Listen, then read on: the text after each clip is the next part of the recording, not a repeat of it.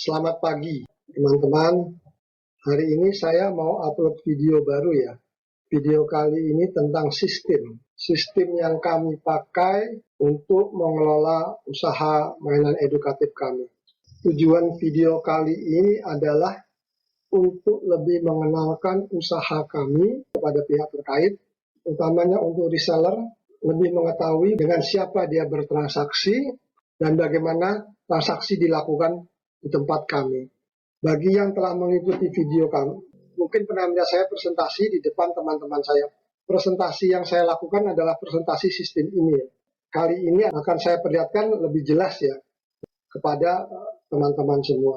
Dengan adanya sistem ini, kami merasa sangat terbantu. Oleh karena itu, saya juga ingin sharing. Teman-teman UMKM lainnya bagaimana, apakah sudah ada upaya digitalisasi di tempat teman-teman? Walaupun kita kelas UMKM ya, kalau kita tidak punya sistem ya, atau tidak menuju ke arah digital, mungkin sulit untuk berkembang ya. Karena sekarang semua makin cepat ya. Saya sudah merangkum sistem kami ini dalam satu gambar. Ayo kita lihat. Ini ya sistemnya ya. Sistem kami itu dibagi menjadi dua bagian ya. Pertama adalah user interface dan kemudian ada admin interface. Nah, user interface ini bisa dilihat oleh pengguna ya. Itu terdiri dari CMS, e-commerce, katalog produk, info stok. Ini ada di website ya. Di website grahamainan.com. Ini juga berfungsi sebagai online marketing kami. Dan bagian yang kedua adalah admin interface. Ini juga bisa disebut juga dengan back end ya. Jadi di admin interface ini ada beberapa tools, tools kelola stok, tools kelola supplier, tools kelola pelanggan, antara lain ya. Masih ada tools lainnya. Ini utamanya di sini. Pada presentasi ini kita untuk mudahnya kita mengikuti alur produk saja ya. Usaha pada umumnya adalah kurang lebih alurnya seperti ini kan. Kita perlu produk itu kita dapatkan dari supplier, kemudian kita stok. Kalau di tempat kami itu ada yang kami sebut kita masukkan dalam gudang ya. Gudang ini bisa macam-macam bentuknya lah, bisa gudang besar, gudang kecil ya, ini ada. Terus kemudian dari gudang ini langsung ditampilkan di tempat penjualan di e-commerce. Data utamanya adalah di sini. Satu kata kunci lagi, saat ini kita menggunakan proses one click ya. Proses one click, jadi maksudnya begini, saat produk datang dari supplier, itu kan masuk ke gudang kami, itu harus langsung berefek kepada e-commerce kami. Jadi tidak ada masuk ke gudang, kemudian di toko diupdate lagi, tidak. Jika itu produk adalah produk toko atau produk e-commerce, maka harus langsung masuk ke toko. Datanya langsung masuk ke toko, tidak ada dua kali klik. Nah ini kemudian toolsnya. Presentasi ini adalah dimulai dari barang masuk ya. Barang masuk itu dari supplier kan. Di tempat kami supplier ini adalah workshop ya. Workshop itu merupakan supplier kami. Bagaimana kami menerima barang dari supplier akan saya jelaskan.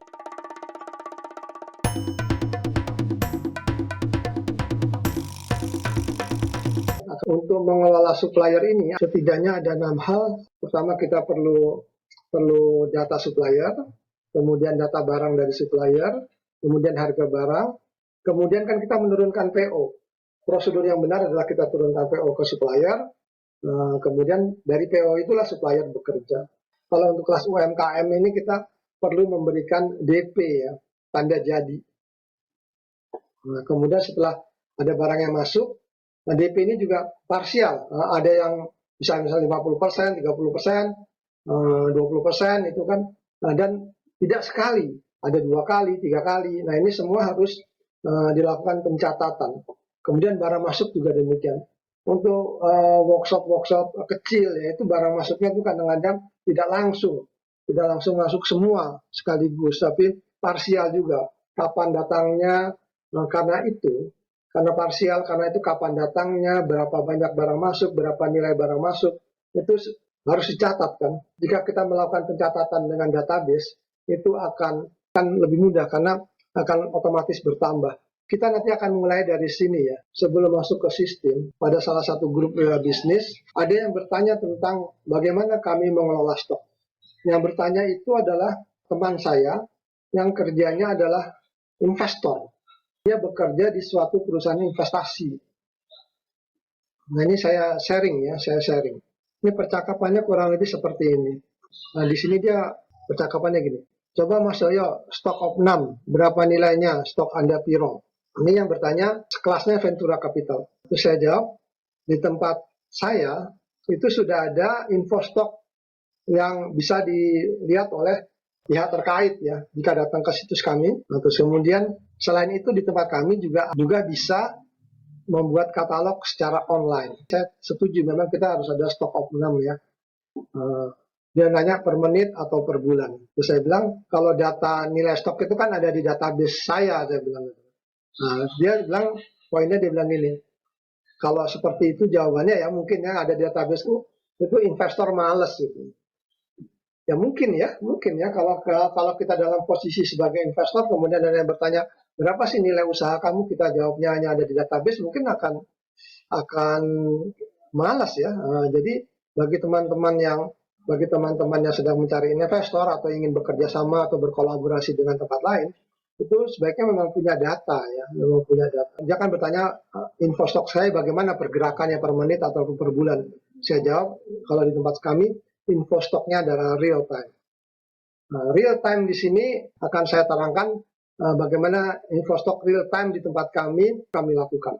Jadi melalui video ini sekaligus saya ingin menjawab pertanyaan dari teman saya ini yang ingin lebih tahu tentang usaha mainan edukatif di tempat kami. Bisa mengikuti video saya untuk mengetahui bagaimana kami mengelola stok di tempat kami. Di tempat kami kan ada menu untuk bikin katalog ya. Sudah saya terangkan juga di video sebelumnya. Ada beberapa cara membuat katalog, salah satunya adalah berdasarkan stok terbanyak. Jika kelola stoknya tidak berjalan dengan baik, sulit ya. Contohnya ini ya, ini ada beberapa cara membuat katalog. Salah satunya adalah berdasarkan stok item terbanyak. Nah ini berdasarkan stok. Di stok di sini memang sedapat mungkin dikelola secara real time ya. Misalnya di sini nama katalognya siapa gitu kan tadi, ini 50. Nah, maka akan kita buat katalog sudah jadi kan langsung ya. Sekarang saya bagaimana pada poin tadi. Pada poin kita kelola stok secara real time. Sini ya. Ini kita mulai dari sini, supplier, terus kemudian kita punya data supplier, kita punya data barang supplier, kita punya harganya, kemudian kita bikin PO, kemudian kita bikin DP, kemudian kita masukkan DP, kemudian barang masuk, dan barang masuk itu akan langsung tampil di e-commerce kita. E-commerce dan database gudang ini berbeda database ya. E-commerce yang saya pakai di sini e-commerce open source. CMC adalah jumlah, e-commerce open source, jadi dia punya database sendiri, dan ini adalah database gudang. Berdasarkan aplikasi yang di sini ini ikut dikelola. Jadi ada proses sinkronisasi di sini. Oke, kita langsung lihat contohnya. Kita punya data supplier, kita buka aplikasinya ya.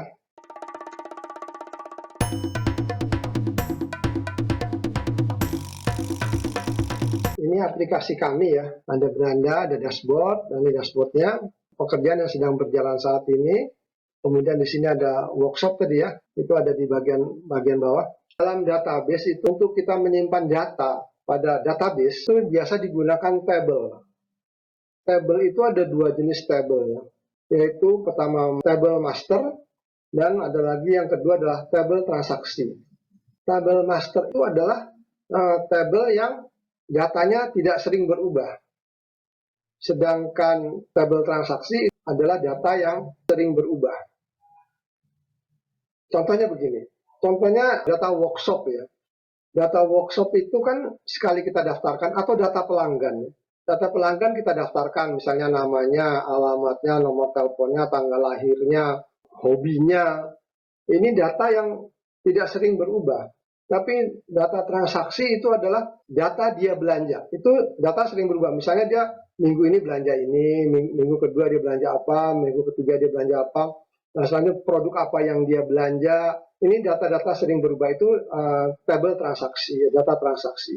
Nah, data data master itu tidak berubah. Cukup sekali kita daftarkan dan itu akan bisa kita pakai, kita panggil lagi untuk pada tabel transaksi. Itu biasa digunakan hubungan relasi namanya. RD, relasi database management system, RDBMS ya. Mungkin itu lebih agak teknis ya, tapi untuk pengenalan tentang database kurang lebih seperti itu. Nah, ini workshop ya. Kalau di tempat saya itu kami menyebutnya tim produksi ya. Tim produksi atau supplier ya, tim data supplier. Klik tim produksi untuk melihat HPP produk mereka. Nah, kita tambahkan dulu ya data supplier ini kita tambahkan dulu dan data workshop ini kita tambahkan dulu. Tim produksi kita tim produksi Mei 2022. Sekarang tanggal berapa sih? Tanggal 9-nya. Tim produksi Mei 2022. Kita tambahkan. Status publisnya aktif. Nah, di sini kemudian tim produksi Mei 2022 terdaftar ya. Sudah langsung terdaftar.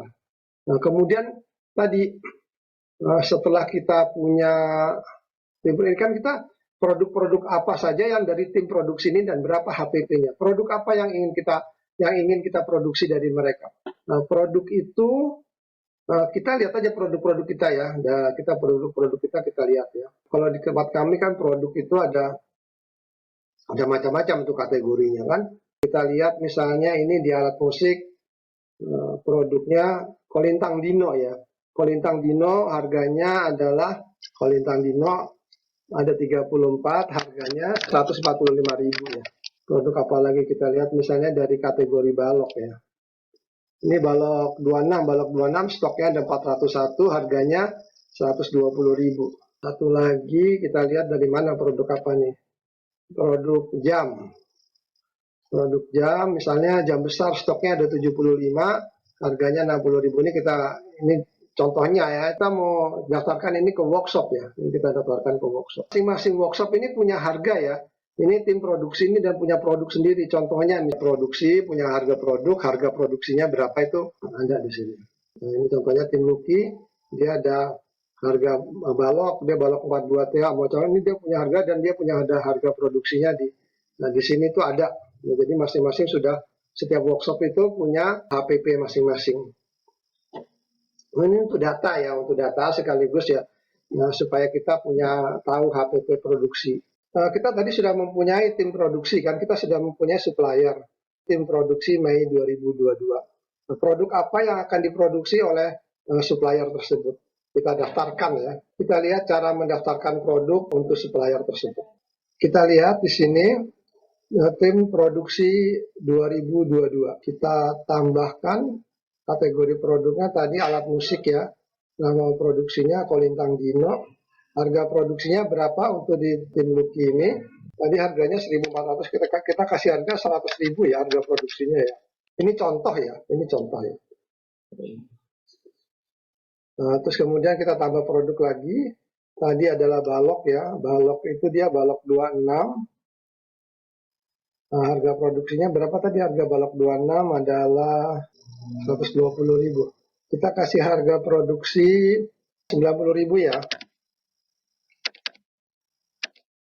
Ini contoh ya, contoh. Ini contoh. Kemudian satu lagi jam besar. Jam besar kita cepat selesaikan aja ya jam besar. Jam besar itu tadi 60.000, kita kasih harga produksinya 40.000. Oke ya. Nah, setelah ini berarti kan kita sudah punya daftar harga ya, produknya sudah punya, harga dari produk suppliernya sudah punya, kemudian kita turunkan PO sekarang. Kita turunkan PO ke supplier tersebut, kita turunkan PO ke tim produksinya, ini tim produksi Mei, nah, kita turunkan, kita kasih buat PO baru nih. PO barunya sekarang tanggal, misalnya kita kirimkan bikin PO tanggal 9 ya, tanggal selesainya 2 minggu. Nah, kita bikinkan PO. Nah, kemudian ini saat ini status PO ini bisa kita cek di sini. Nih, status PO-nya masih itemnya masih kosong, DP masih kosong, belum ada, kesimpulan juga belum ada. Nah, ini nilai PO-nya masih 0 semua, statusnya berjalan. Kita kasih itemnya. Itemnya kita tambahkan, tambah item di sini. Nah, itemnya kan tadi ada 3 ya yang bisa diproduksi oleh tim ini. Kita kasih Kolintang Dino taruhlah 100. 100 item, 100 pieces ya. Ini kalau produksi itu biasanya ada MOQ ya, ada MOQ, kita kasih 300 lah, 300 pieces. Terus kemudian jam besar, balok 26, jam balok 26 juga 300. Kebanyakan ya. Kalau lintang dino taruhlah 100 saja deh. 100 ya. Lintang dino 100, balok 26. Nah, kita produksi 100 saja deh.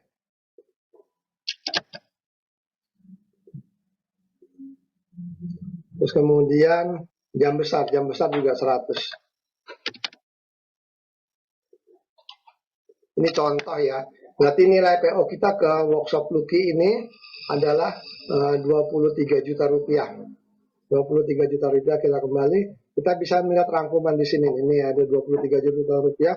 DP-nya berapa? Ini DP perlu ya. Ini perlu pencatatan karena untuk kontrol. Jangan sampai DP itu lebih barang belum ada yang masuk tapi DP-nya sudah besar, itu juga jangan sampai ya. Nah, di sini bisa kita lihat nih. Ini masih DP jika ini masih sama-sama nol semua nih. Jika kolom ini, jika kolom hitungan ya di sini nih, kolom hitungan ini nanti akan berubah warna nih sesuai dengan nilainya nih. Jika produknya lebih besar, lebih masuk dari DP, dia akan berwarna hijau. Tapi jika DP-nya lebih besar daripada barang masuk, dia akan berwarna orange. Nah, kita sekarang kan biasa tuh bosok minta DP tuh. DP kita kasih DP deh. DP-nya tadi 23 juta, kita kasih DP 10 juta ya. Tanggal DP-nya berapa? Tanggal DP-nya tanggal 9. Kita masukin ya, pembayarannya pakai cash, 10 juta.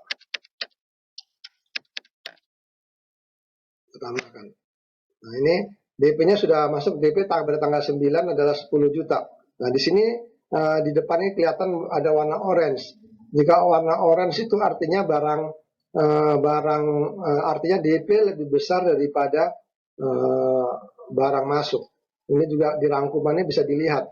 200. Barang masuk belum ada yang masuk ya. Kemudian setelah kita kasih PO, di sini kelihatan jam besar, balok 26, kolintang dino nih PO-nya. Nah, kemudian ada barang masuk. Barang masuk, kita tambahkan produk masuk. Produk masuknya tanggal 10. Kemudian ada, taruhlah tanggal 10 itu ada produk masuk. Produk masuk, balok 26 sebanyak 50.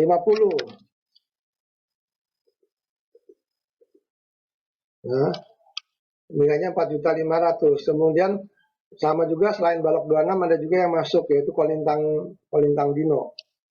Kolintang dino ada juga masuk sebanyak 50. Nah, di sini bisa kita lihat 9.500.000 masih warna oranye. Artinya apa? Artinya DP masih lebih besar daripada barang masuk ya. Ini bisa kita lihat juga di sini barang masuknya sudah ada 2. Nah, kemudian ada lagi pada tanggal 10 masuk. Kemudian kita masukin lagi ada barang masuk lagi. Sekarang balok 26 ya tadi ya. Sekarang jam besar. Jam besar masuk lagi 50. Pada tanggal 11. Pada tanggal 11 dan masuk 50. Nah, terlihat sekarang 11.500.000 nilai PO, warnanya berubah ya, menjadi warna hijau. Warna hijau ini artinya adalah nilai produk masuk lebih banyak daripada DP. Jadi ini untuk merupakan kontrol ya, kontrol ini bisa kita lihat di sini apa saja yang sudah masuk dan nilainya berapa. Nah, ini seperti ini bisa masuk semua.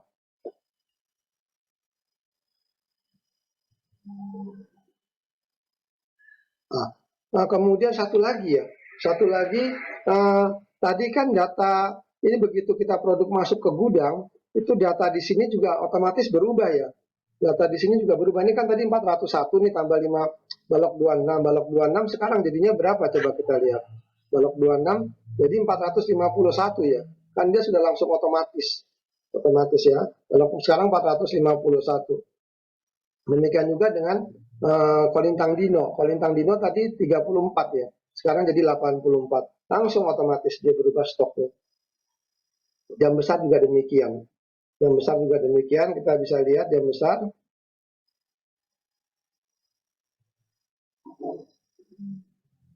Jam besar itu stoknya tadi kan berapa tadi, stoknya 75 ya. 75 masuk 50 jadi sekarang 125. Nah, ini langsung bisa dilihat oleh para pelanggan kami ya, atau orang-orang yang pengunjung situs kami. Nah, kita lihat lagi ya, kita lihat lagi.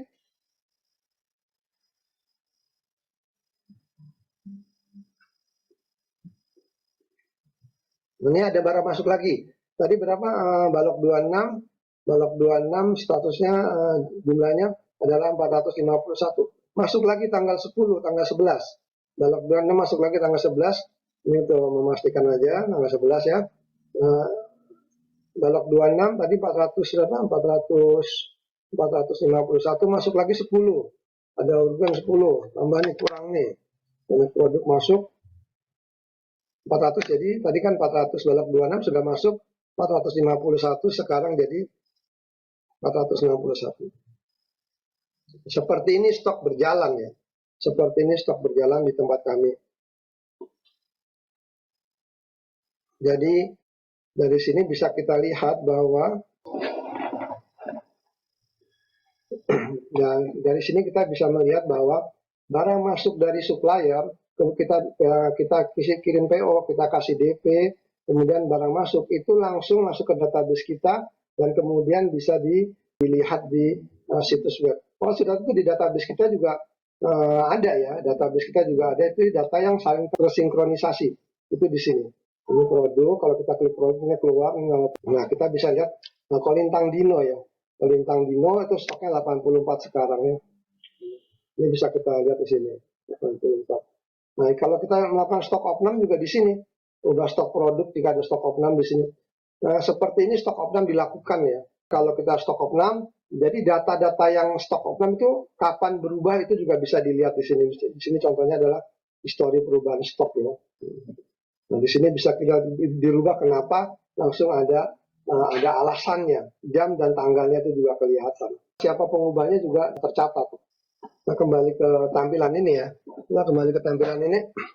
Nah, jadi sampai di sini, itu bagian sini sudah saya jelaskan ya. Pertama kita data supplier kita, kemudian kita data barang dari supplier, harga barang, kesepakatan harga barang, kemudian PO, DP, barang masuk ya. Jadi di sini kita bisa kontrol ya.